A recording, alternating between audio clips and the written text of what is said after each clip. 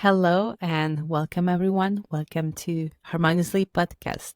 Today we have a special guest, Jamie, who's a psychedelic psychotherapist. Hi, Jamie. How are you? Hello, Mel. How are you? I'm doing great. Yes. So, thank you for coming to our podcast. And as always, we love to start with a tuning practice. So, which is just like take a cup of breath together. So, if you want, you can. Everyone who listening, you, Jamie, we can just take a comfortable position. If you're not driving, you can close your eyes and just start to focus to your breath. Let's just take a cup of breath together. So to come into this space, to arrive into the present, to enter in the space of this podcast, of this sharing. And again, another breath.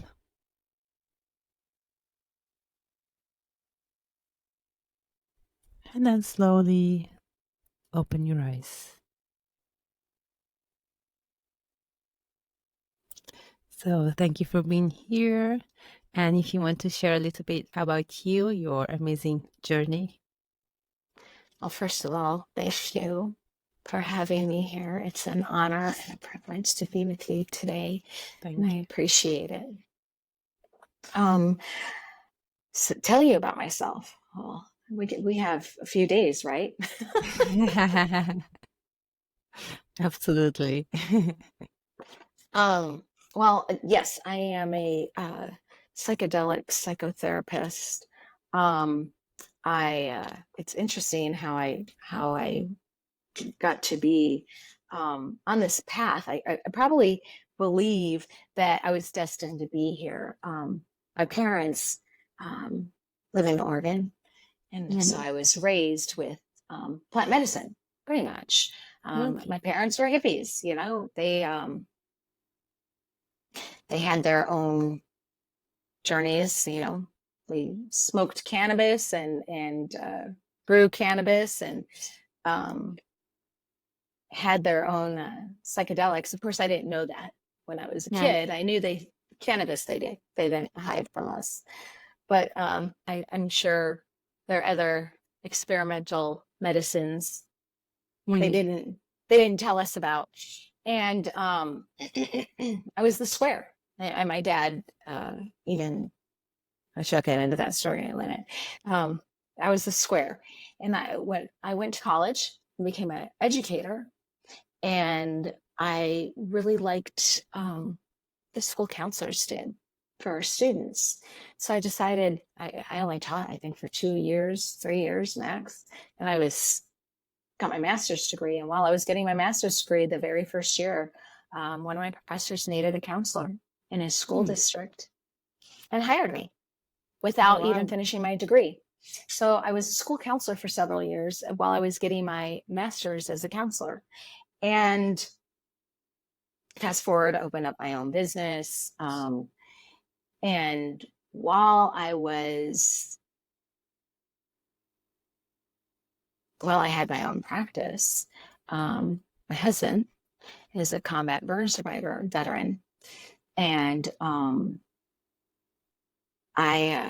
lot of our friends were veterans. And one of my very, very best friends lives in Cocoa Beach. She's amazing, she's a veteran. And I hadn't talked to her in probably 3 or 4 weeks, and we were Mm. FaceTiming each other. And I said to her, you know, something's really changed. It's not your counselor. I can tell you that. It's not yoga. So it's not meditation. I said, what have you done that has brought about this change like in the last few weeks? And she said, please don't judge me. I said, absolutely not. She goes, I did ayahuasca. Oh. And I judged her in saying, you effing B, when did you go to South America without me? And she's like, what? She goes, I didn't go to South America. And I said, oh. where did you go do ayahuasca? And she goes, right here in Florida. And I ran on my computer and I signed up. That very Wow. moment, that Oh, very wow. moment, I had been wanting to do ayahuasca for 10 years. Mm. My son had given me a fictional book about this girl. And I loved the story. And it was about a girl who had done ayahuasca. Really? Oh, Yeah. interesting. And it was while he was in college. So fast forward 10 years later, I'm talking to my girlfriend and she says, ayahuasca. And so, of course, you know that when the medicina calls you, the medicina calls you, Yeah. right? Yeah, So absolutely. it called me. And so I did ayahuasca that one time. And I can't remember if that was a 3 ceremony or one of them that they had done a 4 ceremony on Thursday. For Mm. some reason, I want to say it was a 4 ceremony um, one. So anyway, every 3 months, I would travel back to Florida and I would volunteer one weekend and drink another weekend. And I volunteered for the veteran ceremonies and Mm. eventually um, started integration coaching, which tied right in. I was already For the a counselor. veterans. Oh, yeah. I started the integration coaching with the veterans. Okay. Um, and then my own practice became integration coaching. And Mm. then it just developed from there where I now I work with a shaman who does ceremonies and I hold space and volunteer and facilitate at those ceremonies and then I'm the integration coach for them. And Yeah. then I work with also um, ayahuasca turned me onto, I should say, the more profound thing that it turned me onto was shadow ceremonies. Mhm. Um, I had already been doing Carl Jungian psychotherapy, Yeah. but then I met, I don't know if you've had on your podcast Stephen Twig yet, which No, would not be yet. in. That would be nice. Yes. Oh yes, get him on your podcast, and he's just a brilliant man. He's just brilliant, um, and probably one of my best friends, and of course my brother.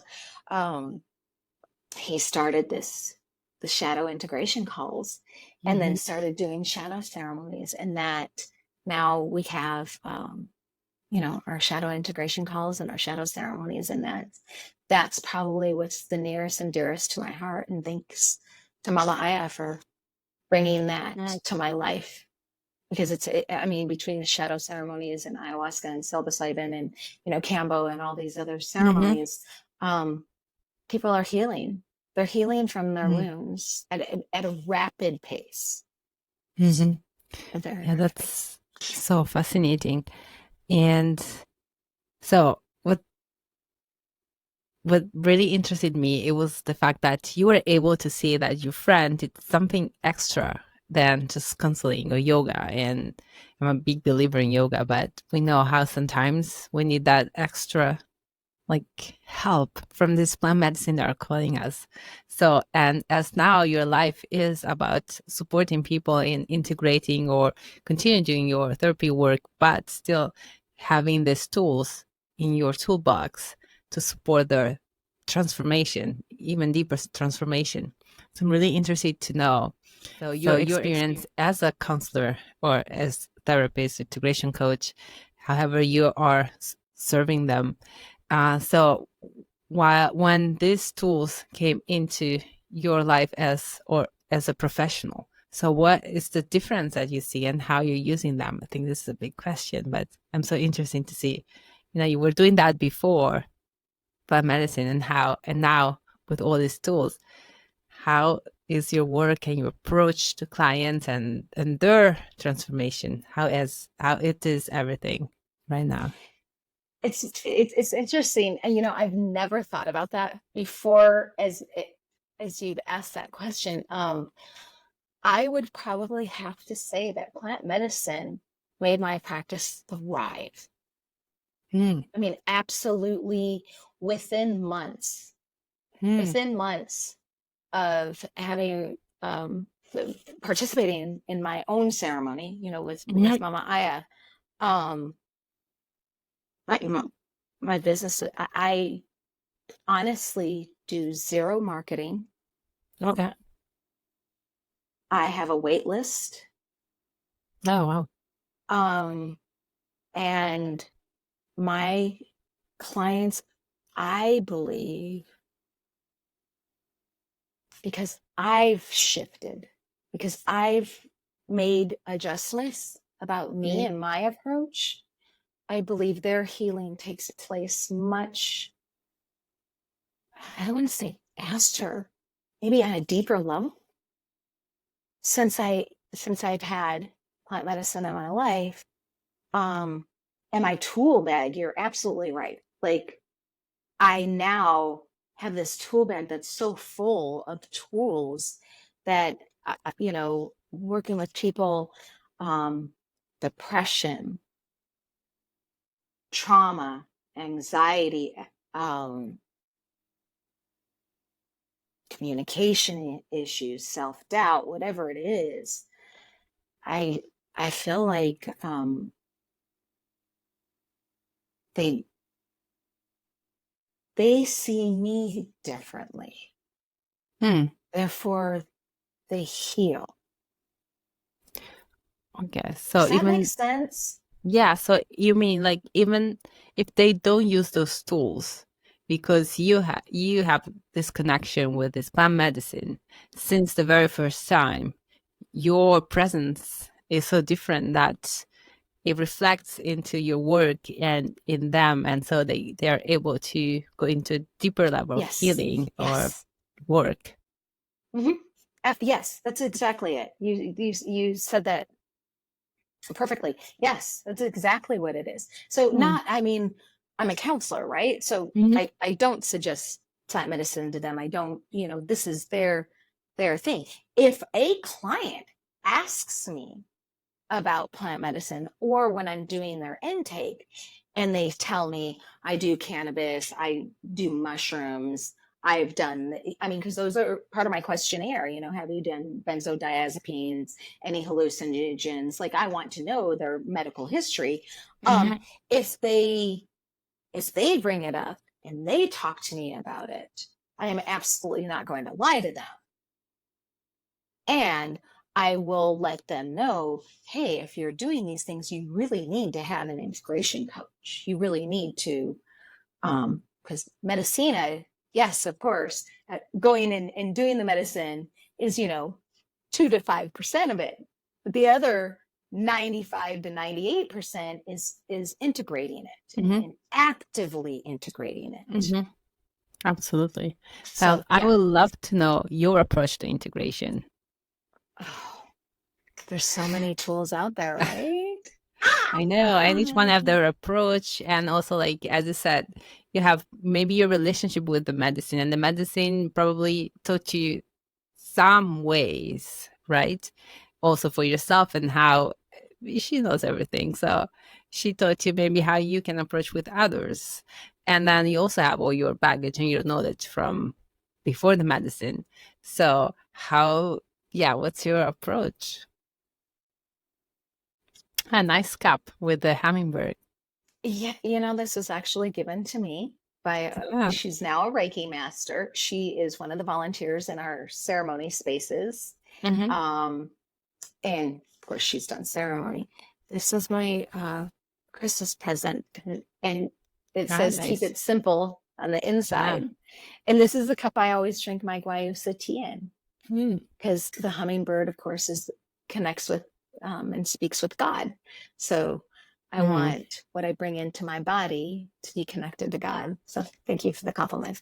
Mm. Um, I think the biggest thing when it comes to integration coaching, or even as a counselor, is that you meet a person where they're Yes. Mm. and going hollow. I can't bring myself into their healing space. And going hollow is probably the hardest thing a person can do. And you have to know how to go hollow. Hmm. And that's probably the biggest thing for me with integration coaching and counseling is as soon as I walk through the threshold. the doorway into my office. People who come through my doorway, they will tell me, whoa, just going through that doorway, there's an energetic shift. Because this office, this room is sacred. They say the same thing about my healing center. That as soon as they drive in, they can feel the shift on the property, because we cleanse the property. We do ceremony. It's 20 acres. We do ceremony on the entire property. We cleanse it. We sing to it. We give it love. And that's the same thing I do in this space. So as soon as I come into my office, it's cleansed. And then I come and cleanse myself. I have my own, and every day is different. You know, I channel God, channel Mama Aya, channel whatever is being brought to me. And I cleanse. I light a candle. I have a candle that I light every day. And I bring in the spirit guides to hold space and to be with us and be present.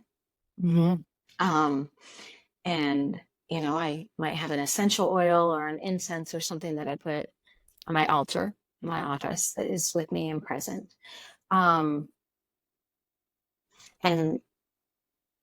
then every client, as soon as they come into the space, whether it's on Zoom or in person, I, just like you, do a little breathing, do a self check-in, and then we begin. Because I want them to be purely in the space with intention. And then again, I meet them where they're at. So if today is a day that they're full of anxiety, or they had a huge download and they don't know how to cope with it, then let's process through that.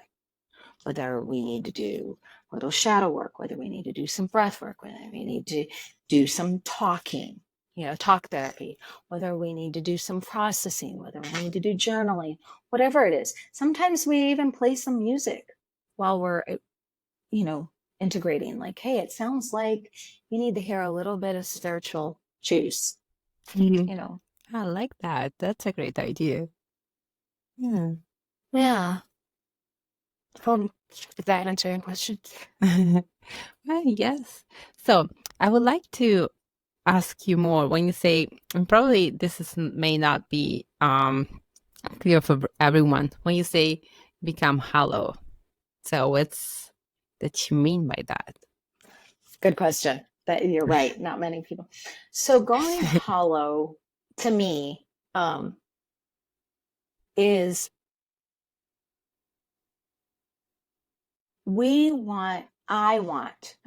I want to show up to the person authentically with them, but not taking on everything that they're experiencing and sharing. And I don't want to bring anything from the outside world or anything from my past or my current situation into what we are going through at that moment, what they're sharing with me. So I do want to empathize with them. So if, you know, if they're sharing, oh, my husband and I got in a fight, you know, I want to be able to not think about my husband and a fight we might have had. Or I don't want to project anything about that person's husband and what they're communicating. I want to stay totally with them and what they're feeling, what they're expressing, what they're going through, what can be helpful in their healing. So that my tool bag just shows up for what is needed right then, in that moment, with them. And so going hollow is really hard because it's shielding yourself, but at the same time being open. Yeah. And it's just such a fine line to not take on what they're absolutely going through. It's really hard. And there's times where I've gotten gotten too deep into it, and they're shedding tears, and I'm feeling the tears wallow up in me because I'm experiencing Mm-hmm. too much of what they're experiencing. I'm really feeling their pain.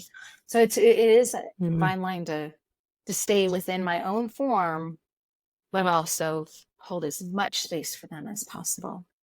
Mm-hmm. And that's beautiful. While you were talking, I thought of Sadhguru when he says that you want to be like the present, being present, and it is being fully involved but stay untouched. So I And I really, like that. yeah, Who was it? Sadhguru. Yeah, it's my guru. I follow him. It says fully involved but completely untouched. And that's also in the interview. Someone was asking him, who's the most important person in your life right now? And he just said, you. Because he said, in the sense, like, you're in front of me. So it's, I think that's summarize what you say about being out. Like, your client, you're in front of me. You're the most important person in my life right now.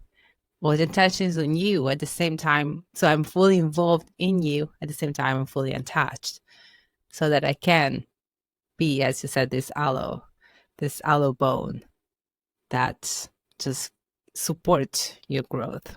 So that's beautiful. At the same time, I notice myself that many people are not used to be received in this way. They're used to being told what to do, and they're almost looking for you to give them the answer. What's your experience with that? It's actually pretty funny you say that. I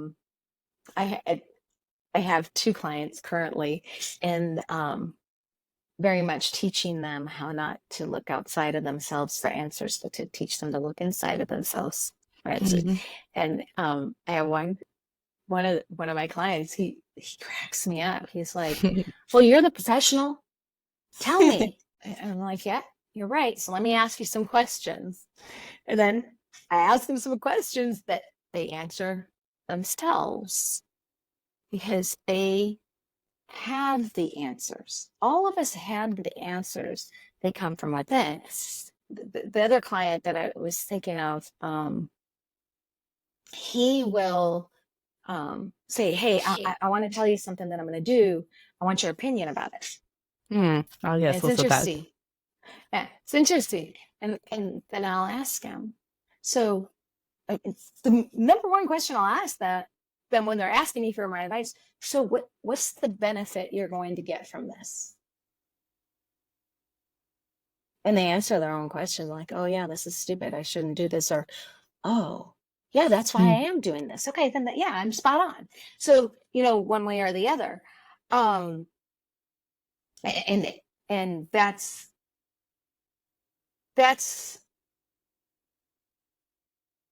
what we need, is someone to just give us a hand up, not a hand out.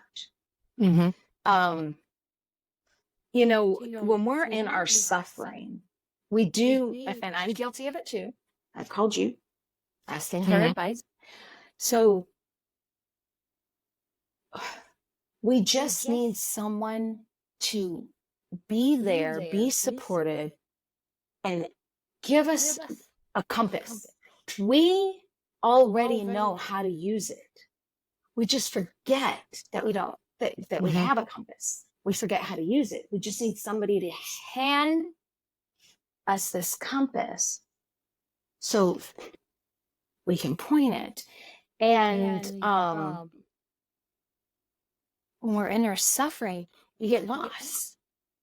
We get comfortable with being uncomfortable. And then it's no longer uncomfortable, it's now comfortable. Mm. And so when somebody can just give us a hand up and remind us, "Hey, you can get out of this," then people can find their way out. And me too. Like, I just Yeah. sometimes need Yeah. somebody to just say, "Hey, what are you doing? Mm-hmm. Quit being stuck in this space." So, Yeah, yeah. absolutely. We as human, we have a hard time to be okay with the uncomfort. Uh, and sometimes this uncomfort, the comfort zone, right? It's also nothing bad. It's good, in the sense, but it's just like something uncomfort because it's out of the comfort zone. But definitely when it's unpleasant also, it's when we rush to find solutions and we look outside. As I said, we're all guilty of this. um and so definitely, and it's also probably the time when you're also looking more for a counselor, a therapist, and all that, because you look for those answers. But it's as we said before, people also are used to being told what to do, not only because of this the space they found themselves in, that it's a space that is uncomfortable and pleasant, and so they looking for this immediate solution. And that's also how society works, right? Magic pills to stop the unpleasantness. And I think it's also like, well, how we're just used in society, in school, and so on. But then when we start to understand, or like learn more of how being welcomed and being guided, as you said, given a compass, like you have the compass that just support you in finding your own way. You have the answers within. The more you learn about this, the more you get empowered, and the more you start appreciating it, because you get empowered, because you get independent. And that's something that you haven't given the choice so far. You just have been, you really realize that everyone around you or society just told you what to do. And then you just, as without a compass, as you use the compass, is great. The compass help you to move through this unknown, your life, the way, your own compass, your own way, your own expression. And without that compass, listen to everyone else, you're just going round and round and round. Um, and just, you're really, at the end, you're really unsatisfied because you do something that does not resonate with you, and something within you, even though maybe you're not conscious what it is, it does yell, it does scream inside you. Just feel it's not in alignment. And Anyway, I I love love what the you just compass. said about the unknown. Mhm. We, I, worldly, operate out of fear of the unknown so much. And I might be wrong, and it might have been, I want to say it was Socrates, but I might be wrong. Was going to be hung or put to death or whatever, and um, I asked, "You don't seem afraid," and he said, "Yeah, why should I be afraid? What's on the other side could be so much more beautiful than this. Wouldn't that just be amazing?" So if we went into the unknown with that same philosophy, that same perspective, just think how much better life would be. We just operate out of fear of the unknown so much. Mhm. And I have to tell myself that too, you know? But if we just looked at it, oh, the unknown, it might be just beautiful. Mhm. It's true, and we stay in our known, even though it doesn't resonate with us. But it's this comfort, it's this need of the mind to control, to stay safe. And that is also an instinct. There's nothing to feel bad about that.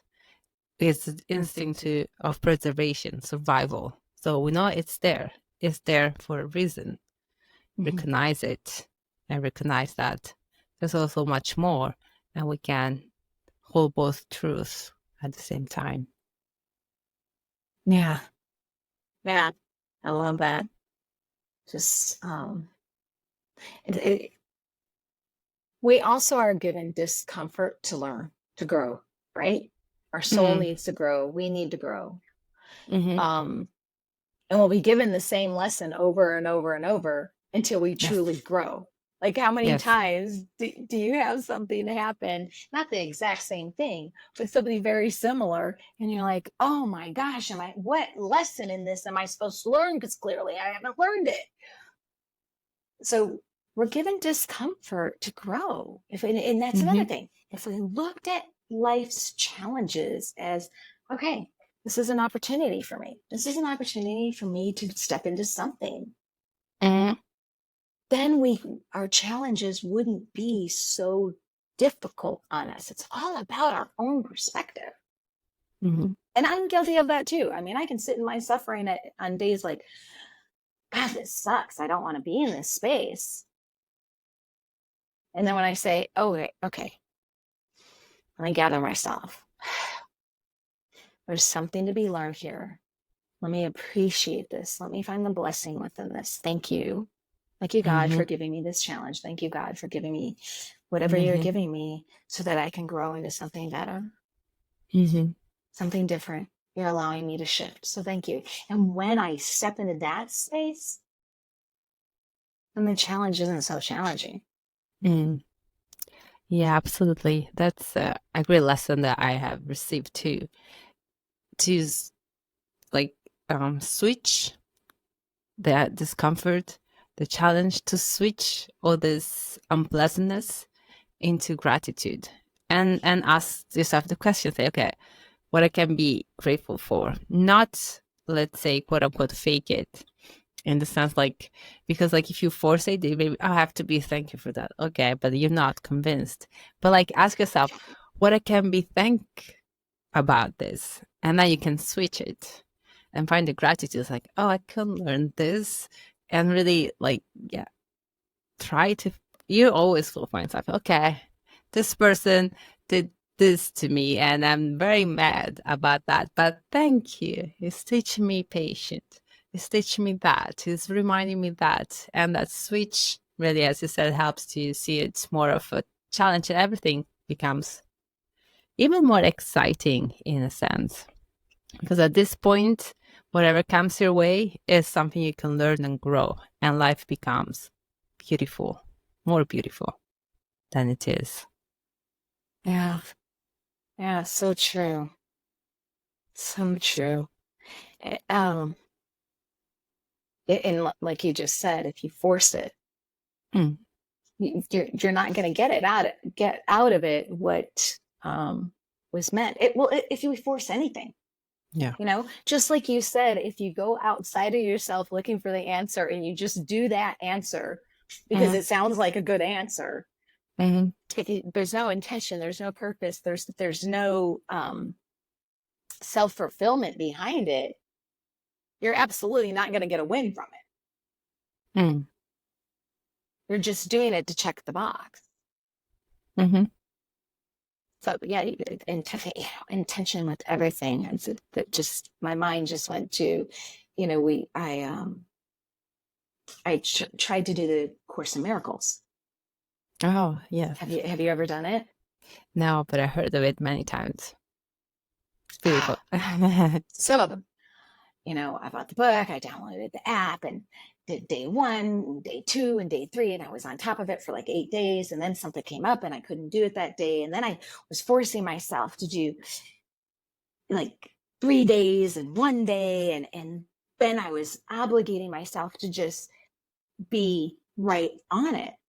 But then I found myself, I was just doing it to check the box, right? Like I was just doing it to say that I had done it. Mm, Well, then I wasn't getting out of it what I needed to get out of it.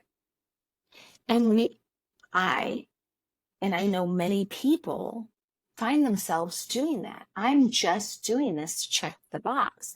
I'm not getting from this what is meant to get from it. It's like when you go to college right after high school.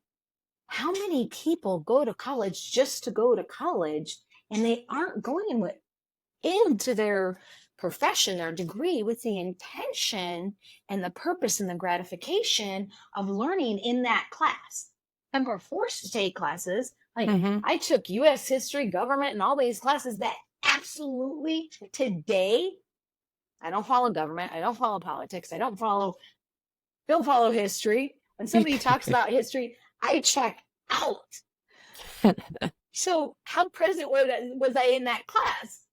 And I just checked the box. Oh, Mm-hmm. I did my homework. Oh, I took the test. Did the best I could do. Didn't care too much. So here I am still functioning like that today, and I don't want to. Mm-hmm. So it with anything in life, just like you're saying, if you are trying to find the blessing in this challenge, and you're just saying, oh, what's the blessing, but not really looking for the blessing. Oh, I'm so blessed for this.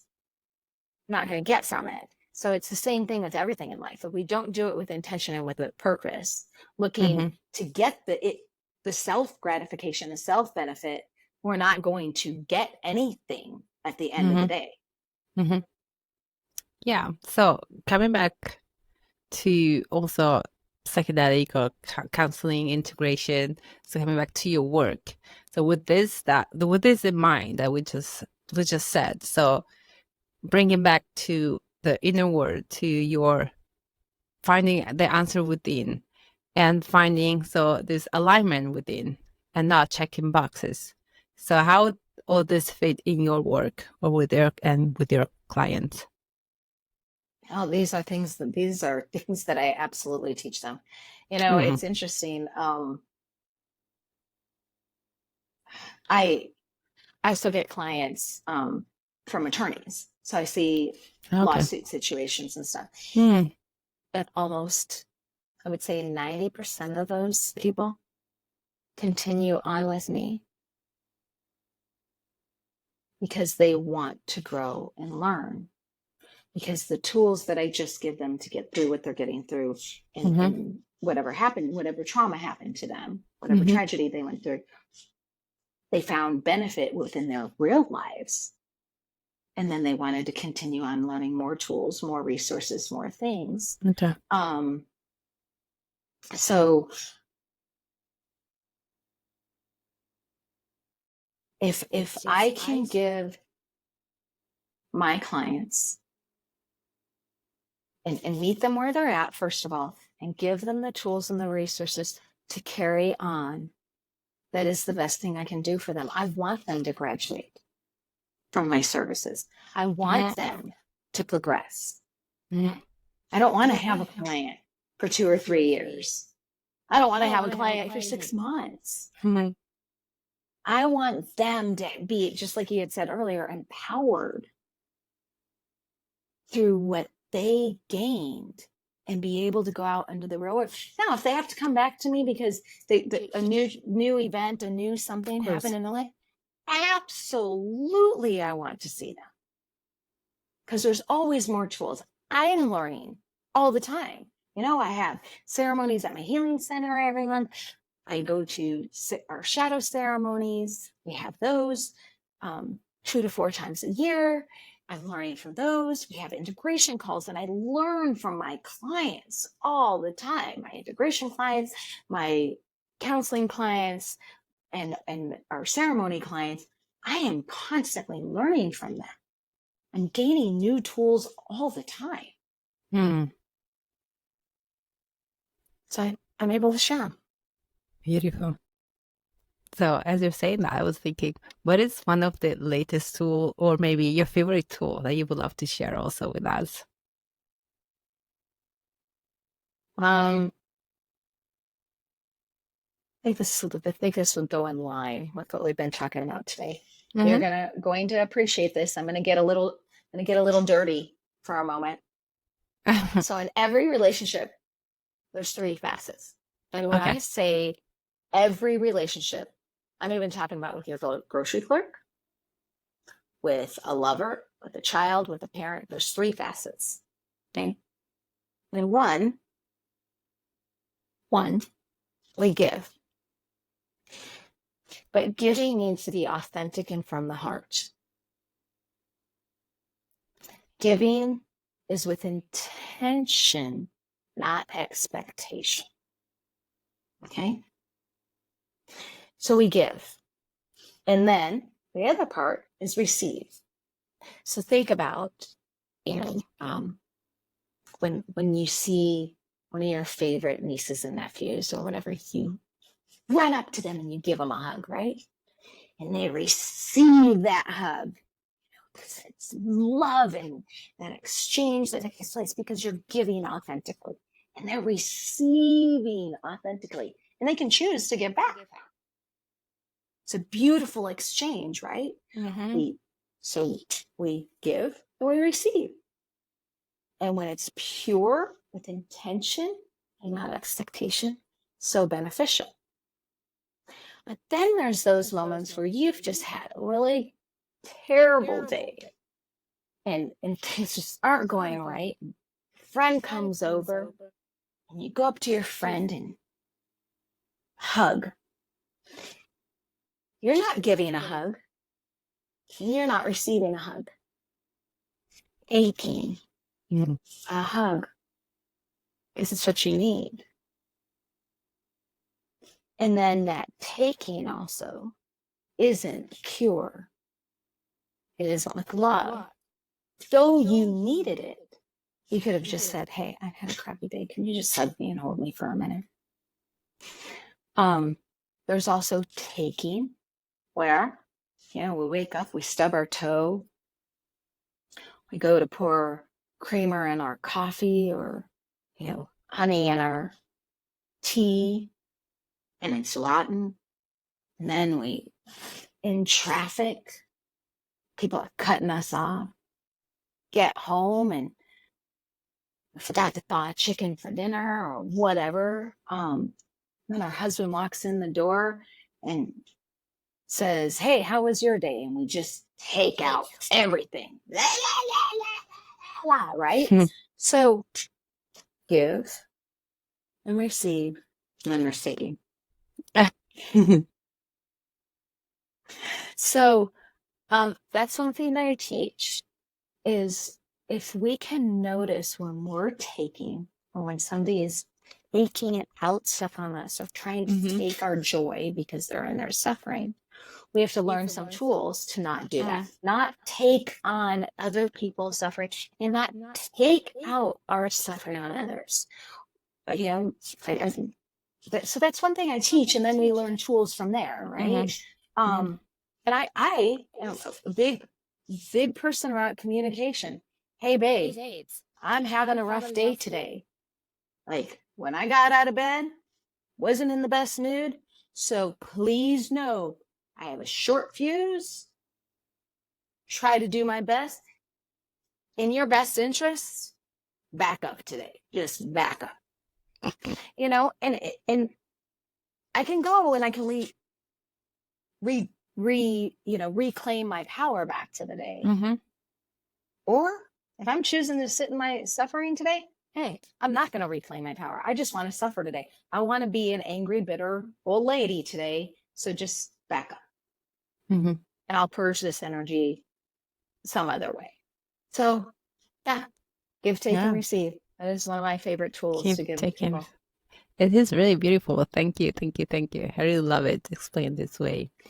And it's true. And I think there's more of the take it in or out that happens normally when we look around and in couples and in relationships. And that's why that many relationships don't work. And I think what comes out of your explanation is the main important thing is the awareness of where you are in these 3 points. The awareness. And as we said, always awareness is always the first step of anything, any change, any progress, any of the work we're doing. Number 1 is awareness.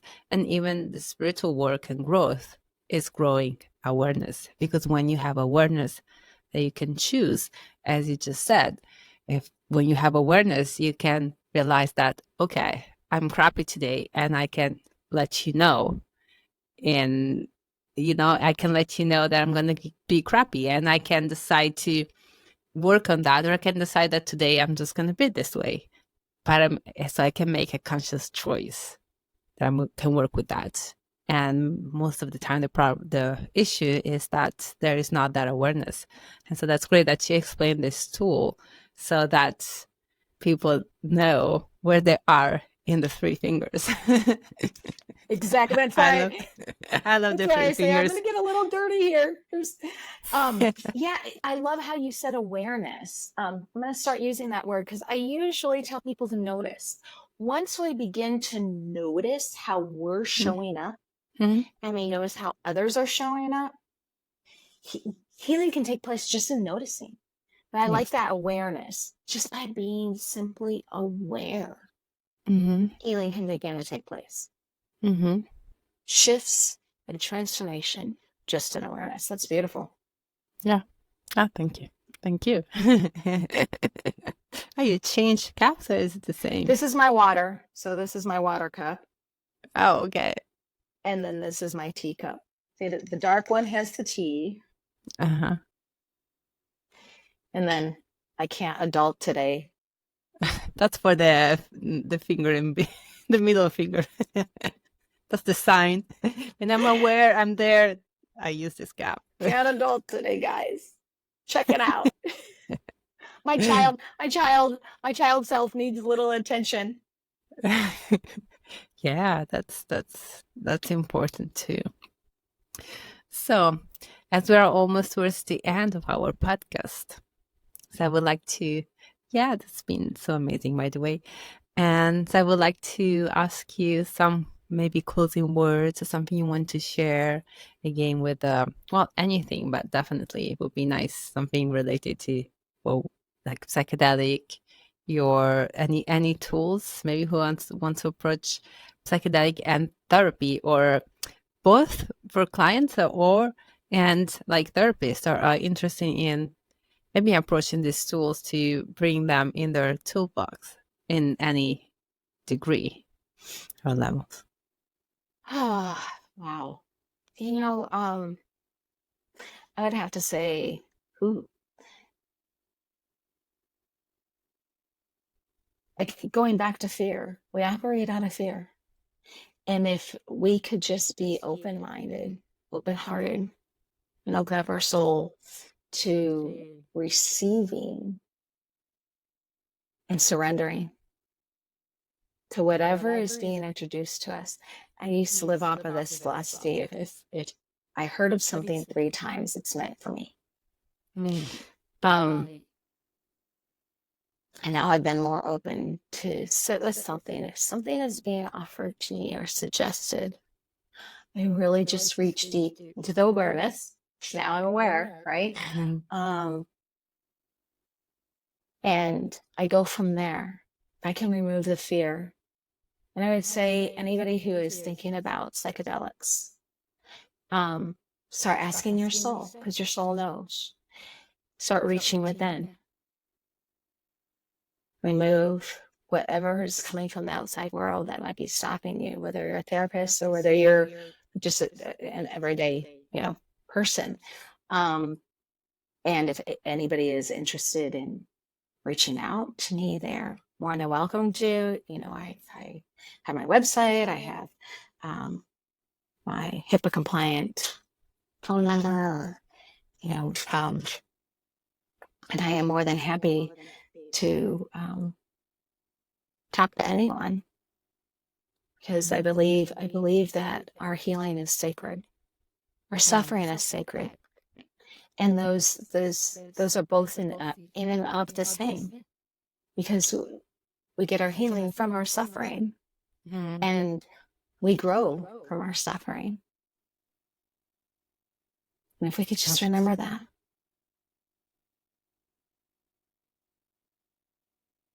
Perfect.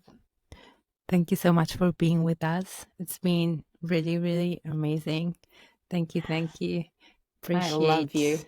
I love you to pieces. This is awesome. You're doing a great job here. And thank you for inviting Thank you. me. Of course. Thank you. Thank you, everyone who's listening. If you have any comments, questions, if you want to reach out to us, please do. Always like and share also. Thank you so much. Blessings. Excellent. Aho, everyone. Aho.